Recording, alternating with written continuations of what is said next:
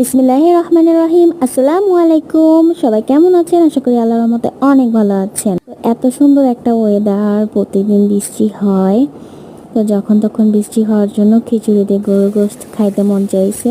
তো আমি ভুনা খিচুড়ি রান্না করেছিলাম, গরুর গোশত ভুনা করেছিলাম।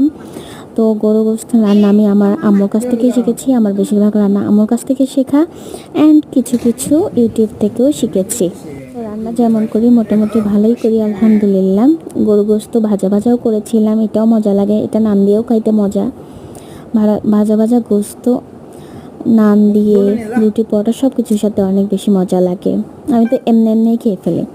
তো বিরিয়ানি রান্না করব, এই জন্য ছোটো বোন মুরগির গোশত ভুনা করে দিছে। এটা পরের দিনের ভিডিও, ঠিক আছে?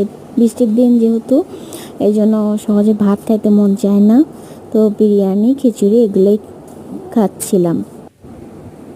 যেহেতু দুজন খাবো এটুকুই এনাফ। তো পোলাওয়ের চালটা ভিজিয়ে রেখেছিলাম, তো এখন বিরিয়ানি রান্না করে ফেলছি। বিরিয়ানি রান্নাটা অনেক সহজ লাগে আলহামদুলিল্লাহ।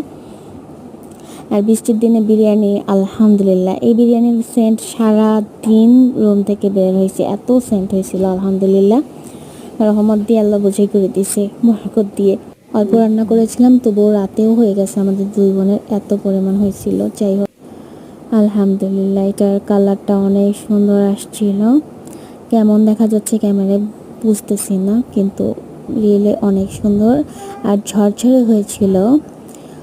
কথায় আছে না, যারা হিংসা করে না তাদের সব কিছু অনেক ভালো হয়, তো এমনটা মনে হচ্ছে না। কালকে বাংলাদেশের খেলা দেখেছিলাম, শ্রীলঙ্কার সাথে বাংলাদেশ জিতেছিল, এটাও একটা খুশি ছিলাম অনেক। বিকালে পাস্তা বানাবো, পাস্তার ডো রেডি করছিলাম। আমার বোন পাস্তা এগুলো ডিজাইন করে দিছে, পাস্তা সেদ্ধ করলাম, তারপরে যেভাবে পাস্তা রান্না করতে হয় পাস্তা রান্না করে ফেলছি। পাস্তার এই ডিজাইনটা আমার বোন অনেক সুন্দর করেই করে। পাস্তা রান্না ডান, আলহামদুলিল্লাহ অনেক টেস্ট হয়েছিল।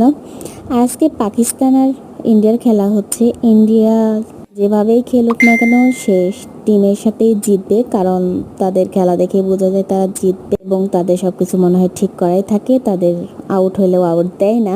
কোনো দেশের কথা না বলি, সবাই বাংলাদেশের জন্য দোয়া করেন, নিজেরা ভালো থাকেন, সবাই সবার জন্য দোয়া রাখেন। নুডলসটাও ছিল, তারপরে আমাদের বাসায় পাস্তা ভাতের ভালো লাগে। আসসালামু আলাইকুম।